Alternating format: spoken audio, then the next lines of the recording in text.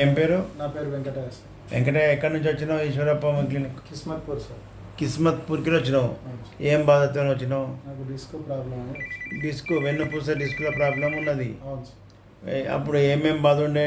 వెన్నుపూస disc problem ఉన్నప్పుడు కాళ్ళు ఒకటి గుంజుతుండే. ఒకటే కాళ్ళు సియాటికా.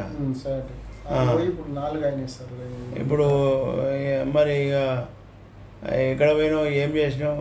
అపోలోని ఆపరేషన్ చేయించిన సార్. ఏడా? అపోలో ఫిలిం. అపోలోలో చేయించినావు. తగ్గిందా మరి? తగ్గలేదు సార్. ఏమవుతుంది మరి? ఇంకా ఎక్కువ అయిపోయింది. ఇంకా ఎక్కువైంది. అందరు ఏమనుకుంటారు? ఆపరేషన్ చేస్తే పీడ పోతుంది, ఇంకా మంచిగా అవుతుంది అనుకుంటారు. అదే సార్. నీకు చేసుకుంటే ఇంకా కొత్త సమస్య వచ్చింది. అవును సార్. తక్కువ కాలేదు కాక ఇంకా కొత్తవి వచ్చినాయి.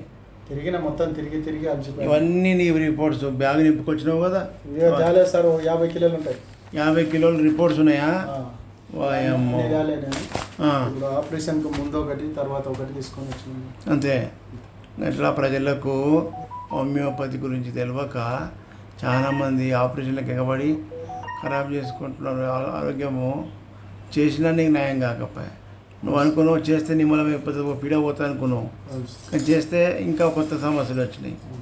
కాబట్టి హోమియోపతిలో మంచి డాక్టర్ దగ్గర మ్యాక్సిమం ఆపరేషన్ కేసులు కూడా హోమియోపతి మందుతో తగ్గిపోతాయి. ఇప్పుడు నేను వీడియో తీసుకున్నా, మళ్ళీ తగ్గినాక నువ్వు చెప్పే విషయాలు నేను తీసుకుంటా. సరే సార్.